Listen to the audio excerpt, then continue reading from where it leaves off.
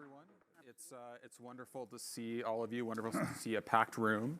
I'm Dan Kurtz-Phelan. I'm the editor of Foreign Affairs magazine in New York. We've got a big and important topic, the future of democracy, and a lineup that needs very, very minimal introduction. So given that, I will dispense with all that quickly and we will get right into the discussion. I'll start with the person closest to me. We have Egils Levits, the president of Latvia, a position he has held since 2019. And before that, which is perhaps relevant to this discussion, he was a judge on the European Court of Justice. We then have Minister Sherry Rahman, Pakistan's federal minister for climate change, and also perhaps relevant to this discussion, a former longtime journalist. I think spent about 20 years as a journalist. Then Chris Coons, a U.S. senator from the state of Delaware, and I think fair to say one of the U.S. Senate's most prominent voices on global issues, along with lots of areas of domestic focus in which he plays a prominent role. And then Tim Snyder, historian at Yale, author of a slew of great books, including most recently The Road to Unfreedom. Do I have that right? Is that the most recent book? Close, okay. You write a lot of books, so I apologize for having the order wrong.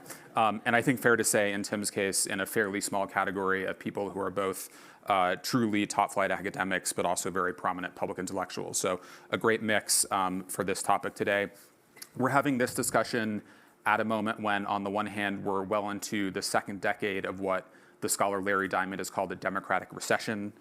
Freedom House, in its most recent Freedom in the World report, noted that for 15 straight years, more countries have seen democracy decay, have seen deteriorations in democracy than have seen progress. So for every year for 15 years, more countries have gone in the wrong direction than the right direction.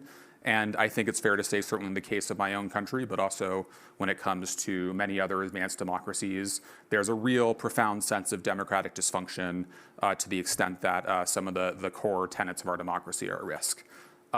At the same time, I think these past few months have caused at least some people to have a little bit of a sense of renewed urgency and optimism around the cause of global democracy.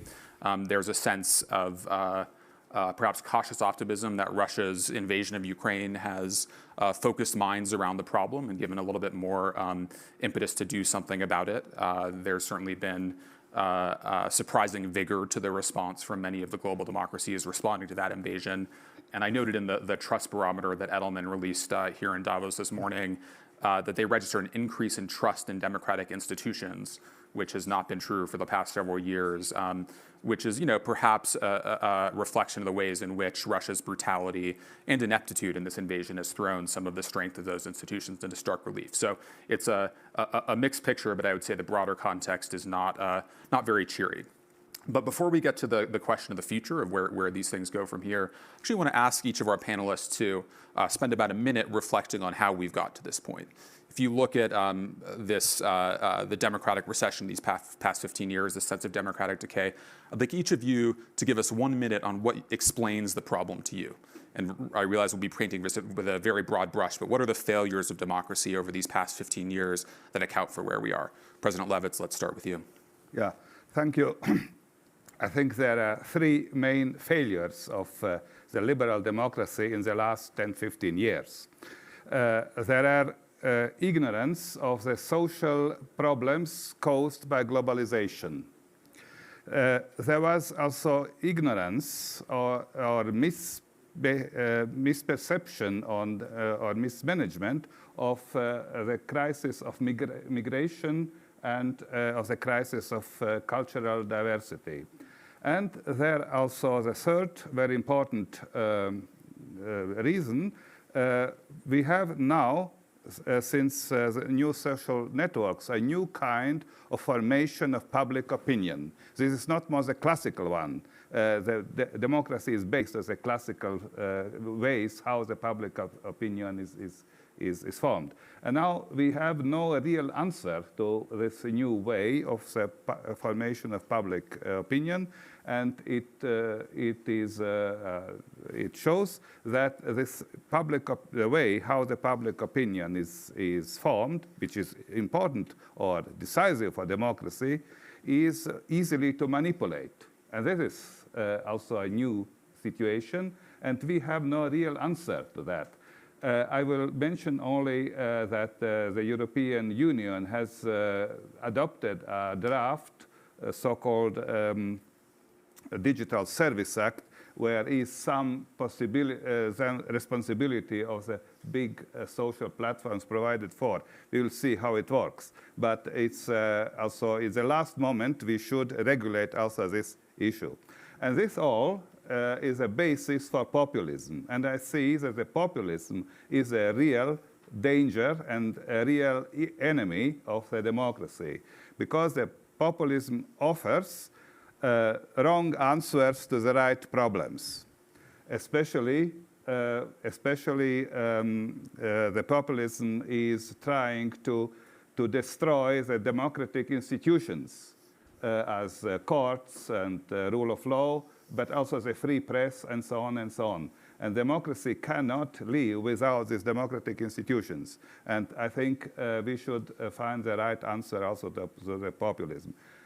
This is only a diagnosis. There is no answers how to deal with that, but then maybe we can discuss this further, how to deal with that. We will get to the answers. Let's do diagnosis first. Minister Rehman. Yeah, thank you very much. I think part of the, again, I also see three problems, but one of them is the structure of even our conversation today, which is sound bites. And that defines our level and structure of discourse, also on the social media, on television, even in my country, everywhere. So there's a cognitive disconnect with real structural debates, with thinking as it used to be, with the entire intellectual enterprise on which liberal democracy was based. So people want theater now. They want bread and circus, and they want quick fixes, they want instant gratification, and the populist, picking up from what the president said here, the populist picks that up right there, the wrong answers entirely, the inflammatory, divisive answers to very real issues.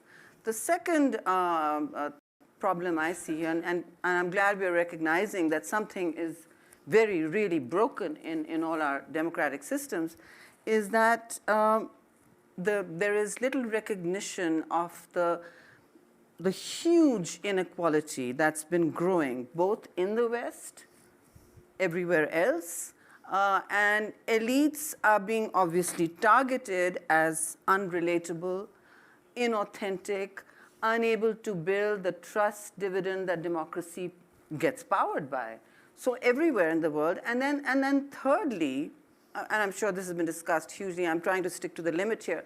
Thirdly, there has been a growing chasm between the global South, which is not even discussed as the global South anymore, but there it is, and the West, and even in, for instance, how the response, the West's response, or the international system response to the Ukraine crisis, or the humanitarian crisis there, versus the humanitarian crisis, say, in Afghanistan, or browner cultures, or less colder climates, has been very alienating for those of us who have always taken a clear, linear path, if you like, on humanitarian responses. They have to be the same for everyone, is what we grew up learning. Even in Western capitals, where some of us have studied or been privileged enough. So these three things have actually created a distance.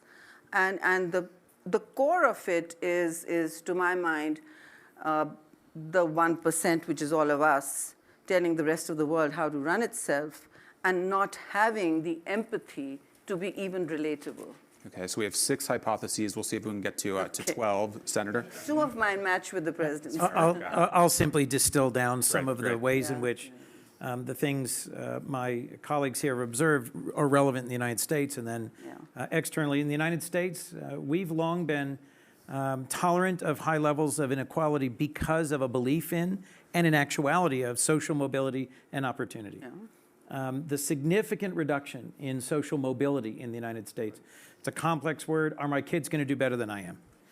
Many, many millions of Americans felt like they're on the outside looking in, they're being forgotten, they don't have the same opportunities. First, second, to your point about migration and identity, the United States has made real progress towards acknowledging and addressing historic racial and regional and historic inequalities and mistreatment of the African American and indigenous populations of the United States. but then by the same token that has produced this sense of grievance and exclusion and isolation, particularly among those in rural communities and particularly among those in more conservative communities. And these have pulled together, in part fueled by social media and in part fueled by domestic migration patterns, into a loss of a sense of legitimacy and connectedness to our role in the world and to the possibilities of our nation. 20 years of war in Iraq and Afghanistan, where, broadly speaking, exactly those communities that were most likely to have sons and daughters enlist in our military and fight overseas, they concluded that somehow our role in the world was less successful, less legitimate. Their future in our country was less bright. And they were fed a story that ultimately really took off, that undermined confidence in science, undermined confidence in experts or elites, and ultimately undermined confidence in the legitimacy of the institutions that are critical for our democracy to survive. And then I'm worried that we're obviously not the sole driver of the world, but when there's something that happens in the United States, like the January 6th assault on our Capitol, and the world sees it, it shakes confidence or inspires similar activities. And so I think there are ways in which our place in the world has also undermined democracies in other places in the world. And to heal this or address this, we must look at both. Professor Snyder. Thank you very much. I'm very glad to be with all of you and to see friends here. Number one, I think a core problem is the assumption, which has been deeply built into this meeting, among many others during the 21st century, that democracy is somehow a default, that democracy comes automatically, that there is no alternative to democracy, to quote Margaret Thatcher, that history is over and democracy is all that's left. This thesis, I think, was broadly accepted in the late 20th century and early 21st, and never had any kind of basis. That was always just silliness from the beginning. Democracy requires an understanding historically that it is one possibility among others, that for the 2,500 years that we've had a history of democracy, it has always been, as my compatriot Frederick Douglass put it, it has always been a struggle, and that it must always be based upon values. As we've let the humanities go in the last 30 years, concomitantly with this belief that everything was automatic, concomitantly with this belief that history or larger forces were going to bring democracy, as we've let the humanities go, as we've let history and literature and philosophy go, we've lost the language which allows us to describe why democracy is better. So that's my first point. My second point, I will echo the oligarchy point, which has been made. I'd just like to make it in a slightly different way. For 2,000 years and more, not just left-wing, but conservative voices, Plato to Raymond Aron, have made the point that it's impossible to have a single conversation when there's extreme inequality of wealth. Apart from all the other problems that have been mentioned, we cannot have a single conversation about a society. We cannot have a forum, right? We cannot have a place where people can discuss if they are living completely different lives.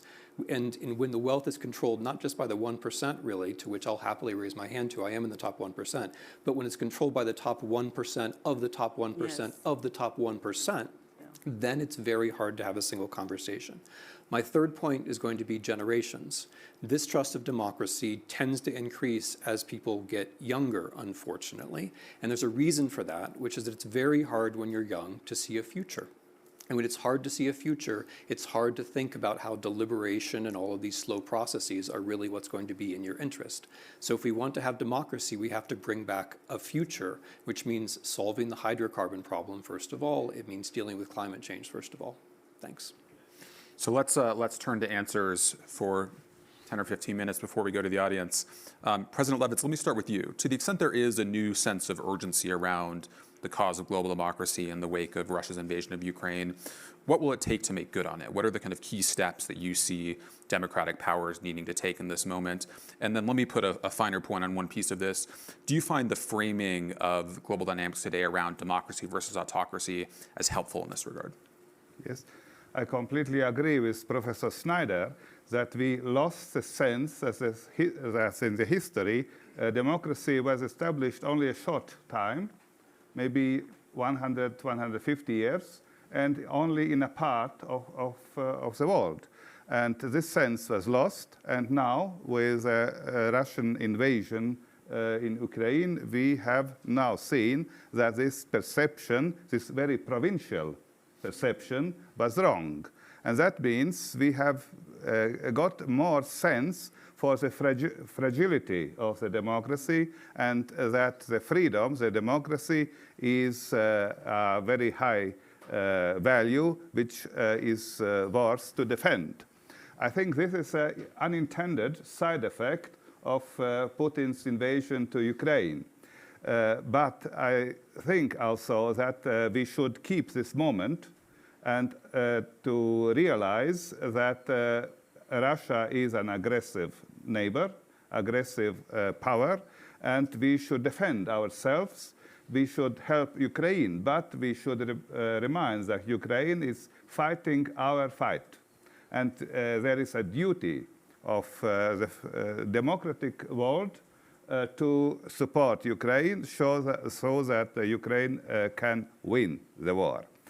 So I see that this moment of self-awareness, which was started 24th of February, should be used in a way that we see that democracy is based on values.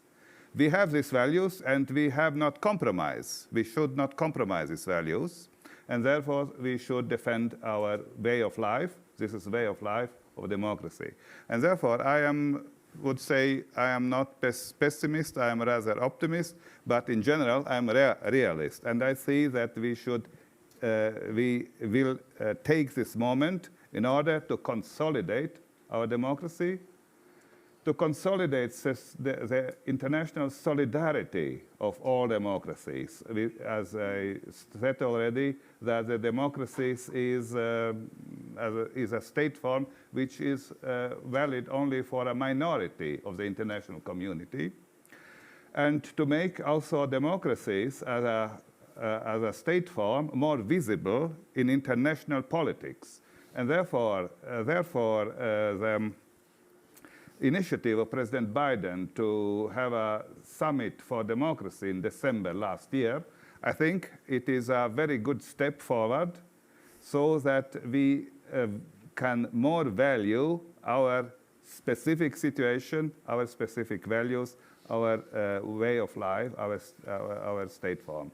So I think this side effect should be also taken to the whole picture about when we are looking to this war in Ukraine. Of course, we should help Ukraine. It's our duty. Ukrainians should not show any gratitude to us for this help, because it is our duty. We are acting in our interest when we are helping Ukraine. But I think this moment is some kind of moment of awakening from illusions which we have after 1989, after this perception that the history came to the end and there would be only democracy and peace and so on. We should stand for democracy. Minister Raymond, one thing that has shifted in the last couple of decades is the perception that democracy was good at solving problems, right? Democracy worked. And I think there's been a sense more recently that some autocratic systems, without naming names here, have done a better job at solving complex problems. You now work on climate change.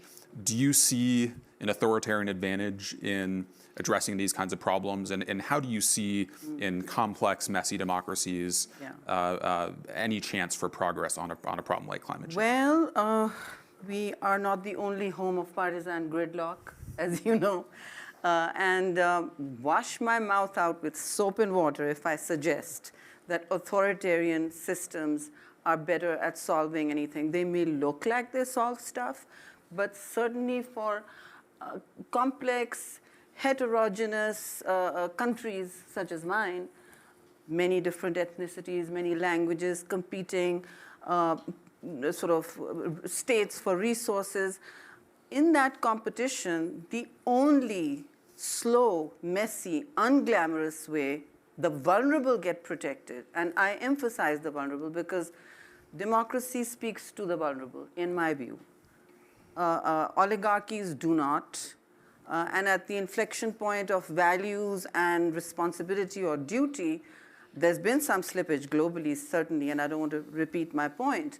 But certainly in messy democracies, there are moments of great questioning.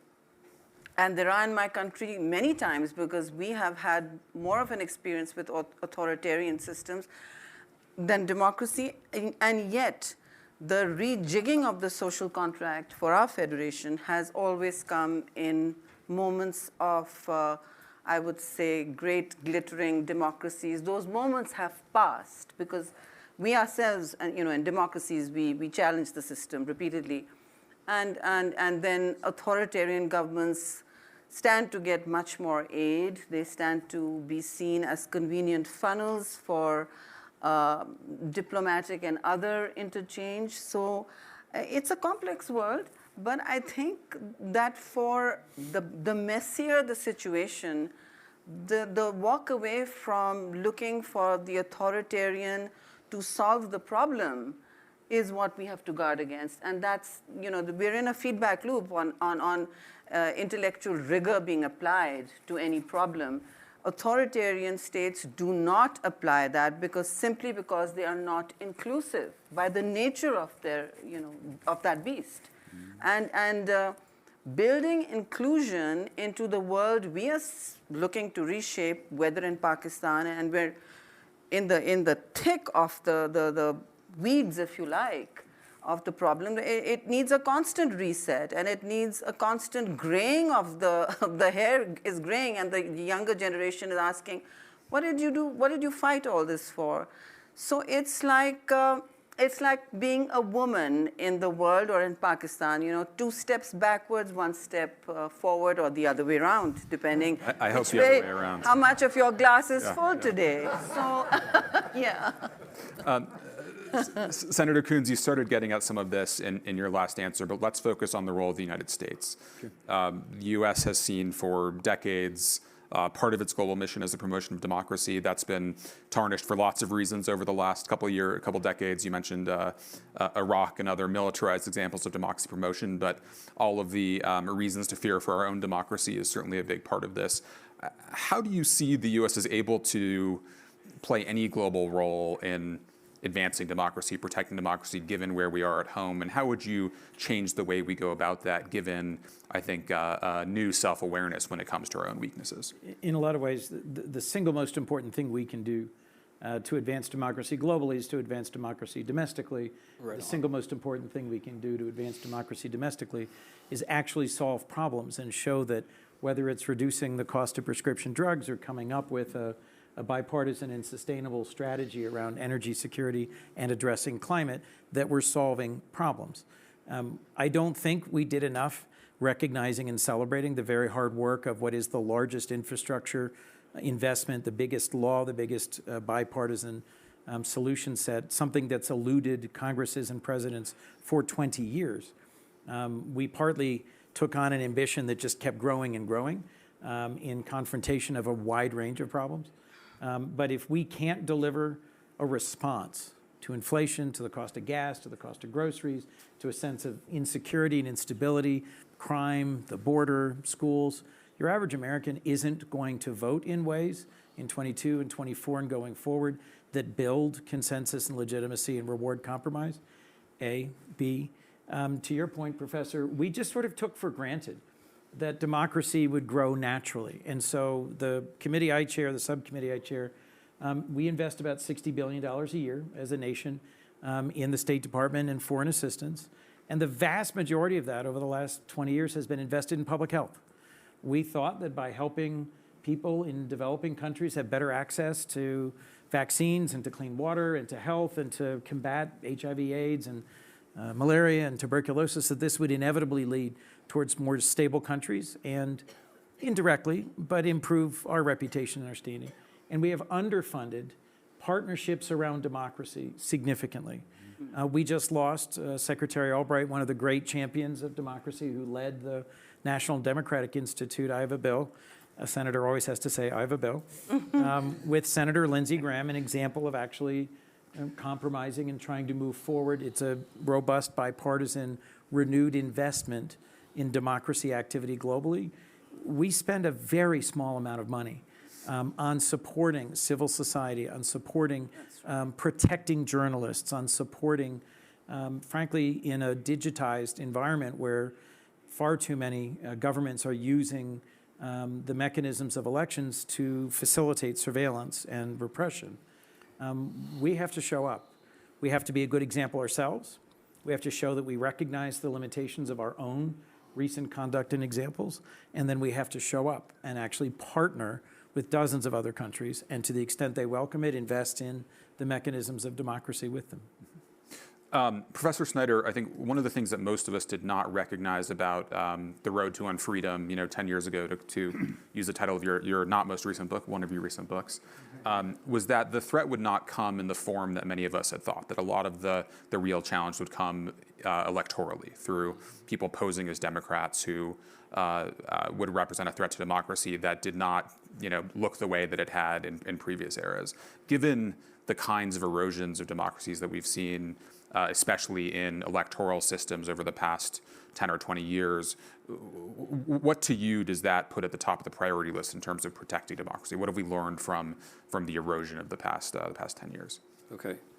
Since we only have 18 minutes left, I just want to make sure that I say the following thing, which is that democracy is wonderful. Good. Good. Good for you. I'm not sure otherwise that's going to get said. Yes. Like it's wonderful. It's better than other systems, and most of our democracies would be better if they were more democratic, right? Echoing the senator, including my own. Like the problem is not too much democracy. The problem is too little democracy, even in the democracies, and that of course leads into my answer to your question. And it goes back to what I said in the introduction, that in order to run democracies, you have to have certain kinds of principles that are acknowledged, among them the rule of law. And so from, in a spectrum where, Hungary is somewhere here and America is somewhere here, you see, and Russia is somewhere over here, you see that democracies can be ritualized by way of contaminating the mechanisms. And so you get an extreme situation as in Russia where there is no succession anymore. No one, democracy is completely fake. Or you get, you're in Hungary where it's pretty much ritualized, or you're in the US where we have to worry about January 6th and a repetition of January the 6th. So, but to get the principles right, you have to have the mechanisms right, and that seems very important to me. The second thing I wanted to say here, echoing another remark that has been made by, I think, all three colleagues in one form or another, we can't do any of this without the facts. We don't know anything about global warming without the facts. We don't know anything about wealth inequality without the facts. And as Minister Raymond said earlier, we spend all of our time, conjuring the best sound bites, and we spend all of our time thinking that we're talking about the news. But we pay, echoing now Senator Kuntz's remark, we pay almost no one to actually report the news. I mean, the number of actual reporters in the world is stunningly small and getting smaller all the time. And without reporters, we can't monitor the local politicians who then become the regional and the national politicians. And without the reporters, we can't actually structure the legislation to get things done. And without the reporters, and Ukraine is just a wonderful example of this, it's thanks to the reporters in Ukraine, Ukrainian and otherwise, that we actually know what's going on, right? So my big answer to this is that we have to have, there are going to be people at the top who provide spectacle. Oligarchs are always going to win if it's about spectacle. The only way to combat that is to have lots and lots of people who are actually providing facts. So investigative reporting at home and abroad. Sure. I'm going to do a lightning round to all four panelists and the audience, and then I'll go to questions from all of you. I'd like to hear all of you in just a few words say whether you think, if we look at a Freedom House report 10 years from now, will it show further erosion in global democracy or gains in global democracy? Professor Snyder, I'll start with you since you're the one without the political risks here. Have I already demonstrated that? Yeah. If Ukraine wins this war, yes. If Ukraine loses this war, no. Senator? Both. A period of erosion that'll be more scary, more broad spread, more profound than we expect right now, and then a significant period of recovery in advance. Obviously, the outcome in Ukraine is a critical piece of that. But in terms of response to the pandemic, to climate, and to opportunity and globalization, you could have made the argument that an authoritarian state was faster or was better at delivering a response to development and economic opportunity. I don't think you can make the argument that they delivered a better response to the pandemic, particularly with regards to innovation and the public health response, certainly with response to climate. And I don't think, I think the example of Russia's brutal invasion of Ukraine is going to cause a lot of folks to reevaluate whether freedom is worth fighting for and whether freedom must be fought for. And to your point, ultimately, I believe they will conclude that it's worth fighting for. I'm going to speak as much as long as the men do now. Fair. Okay. All right. so I don't think it's a zero sum here. That if one pin drops, there'll be a domino, and at the expense of being hugely unpopular. I think the outcomes are not linked to how the Ukraine fares in this. I think they are, but it's not existential to the future of democracy. It's not going to pave the way in one linear, swoop. And secondly, I think obviously it will change the game. It will change the way the Cold War, if there is one, Cold and Hot War, plays out. And it'll shrink the resources. It'll shrink global resources at a time when our attention needs to be elsewhere. And I'm not saying this because I'm Minister of Climate Change, but we are sitting in the antechamber of catastrophe, literally, of the apocalypse.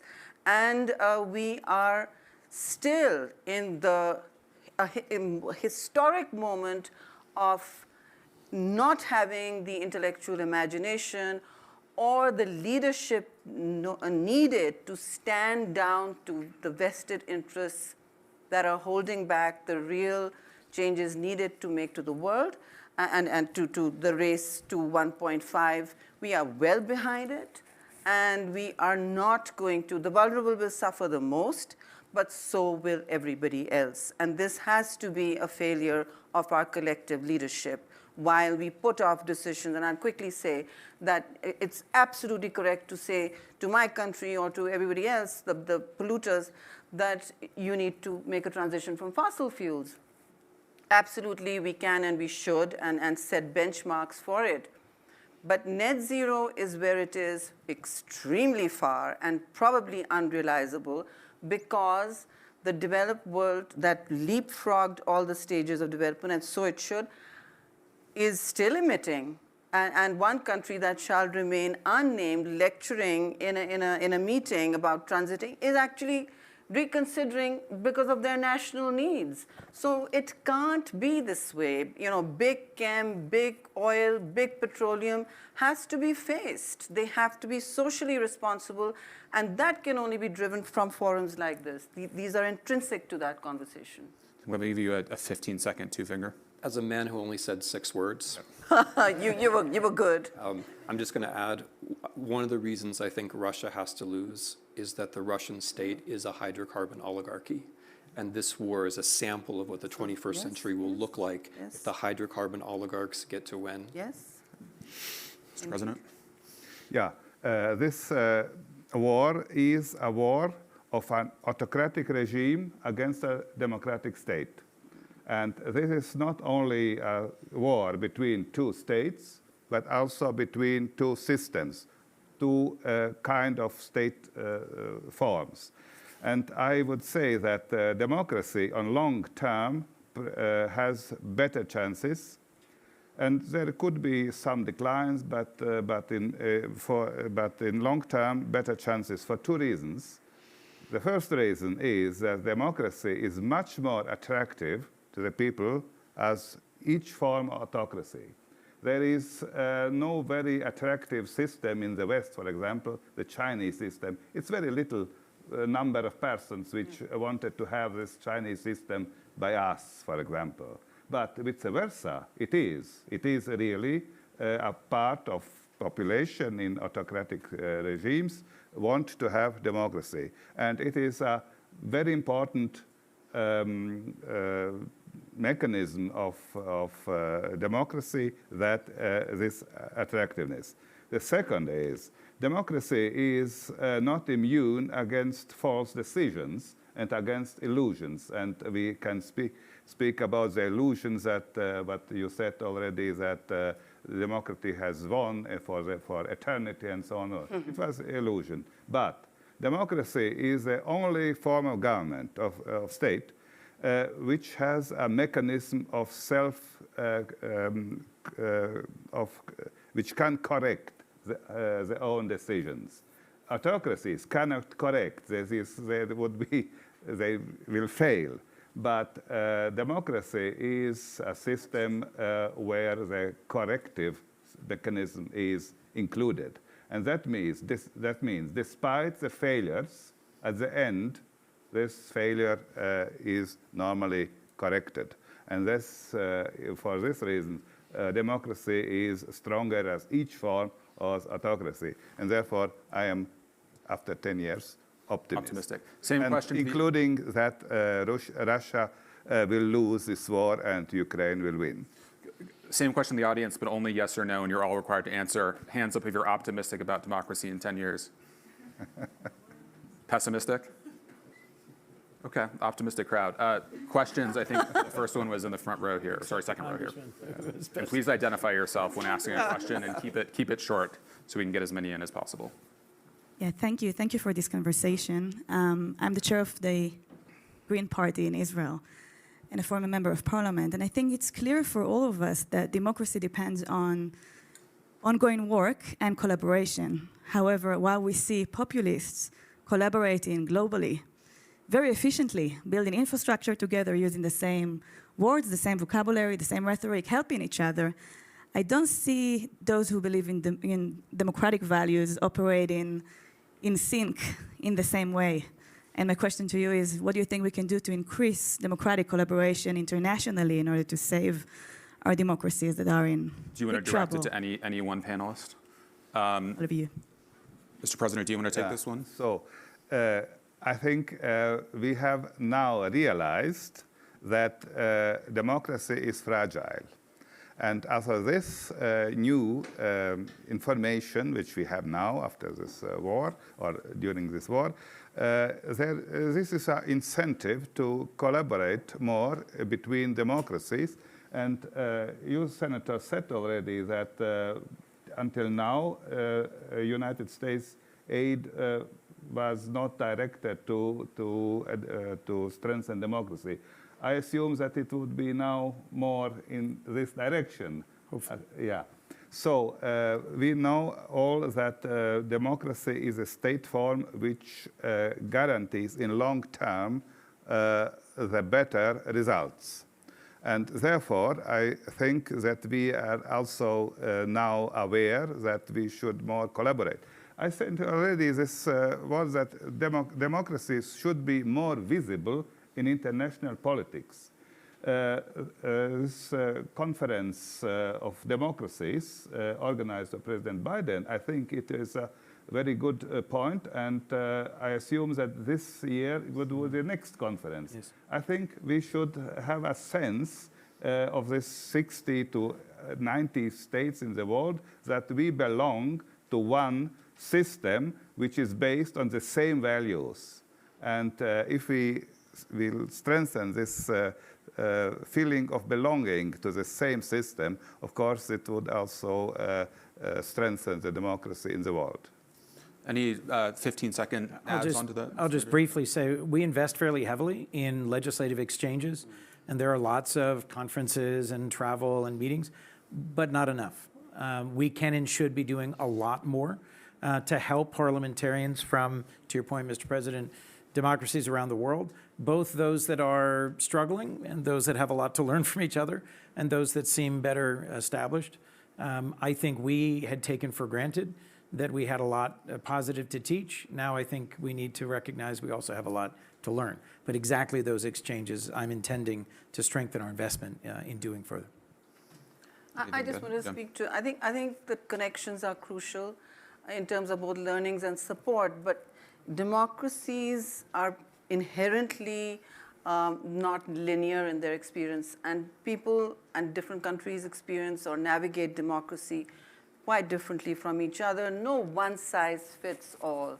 So I think we need to move away from the notion that there is one set pattern for democracy or that parliaments all work one way. The point is having tolerance for the models we all favor as long as they are representative and inclusive. I think that's what matters.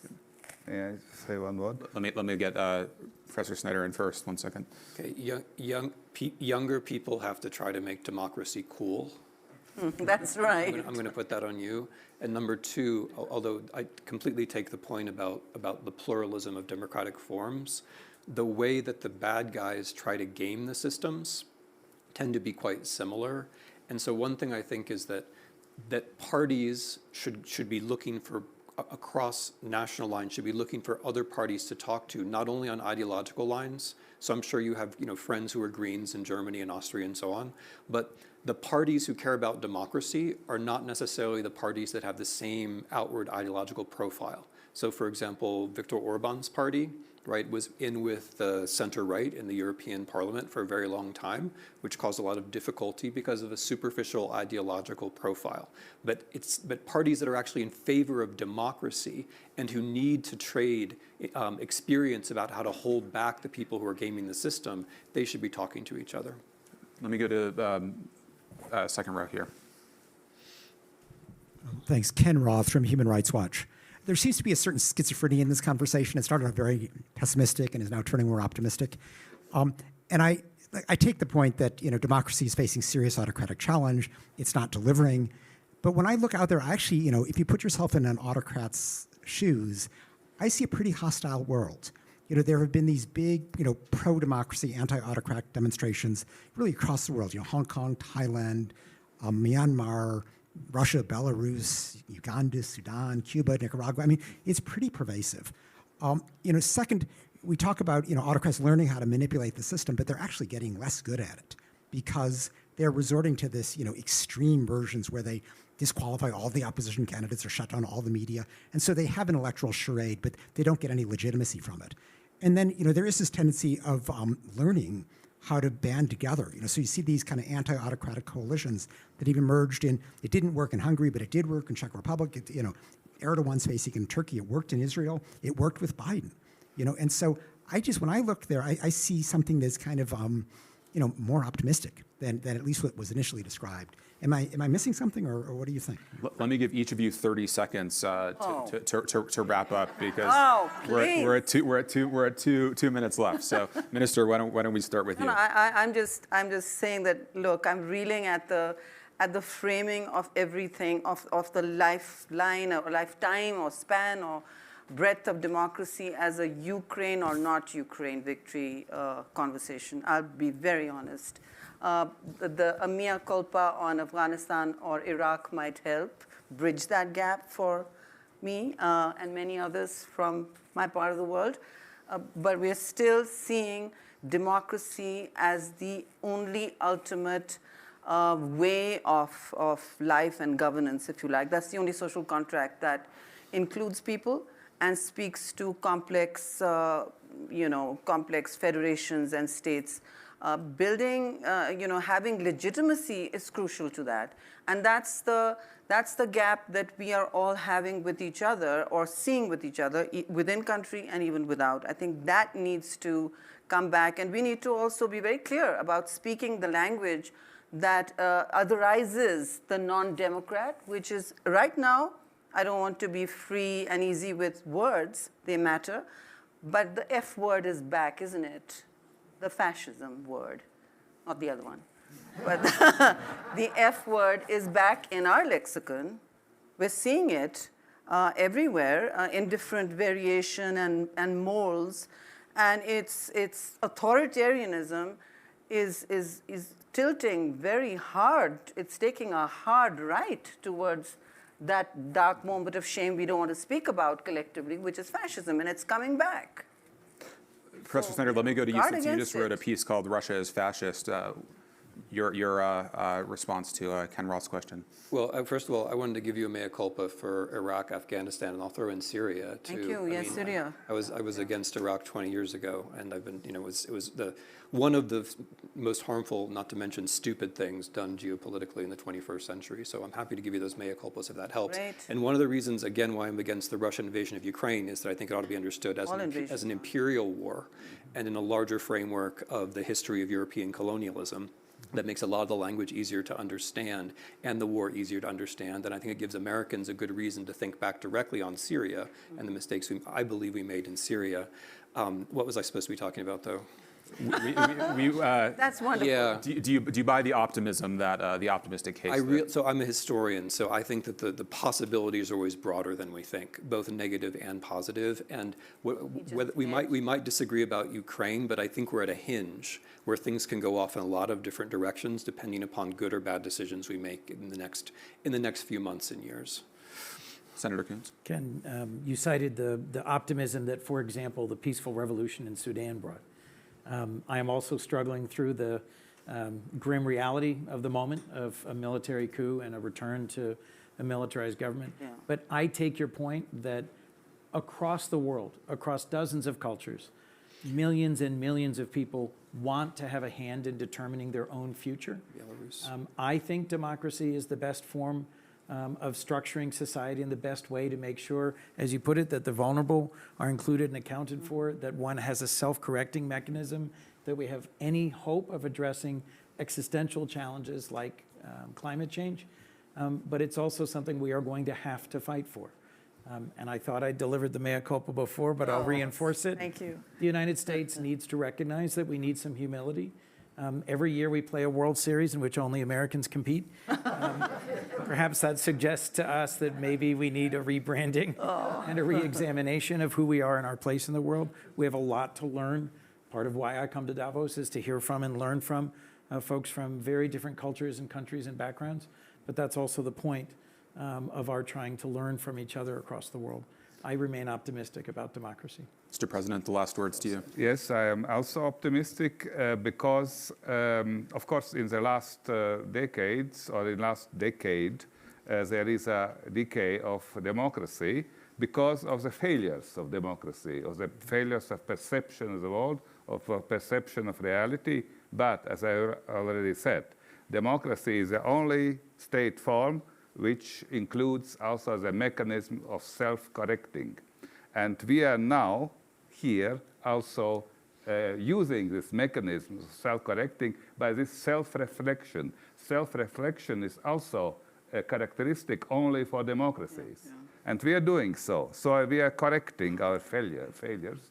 And then if we would correct these failures, then of course I am optimistic.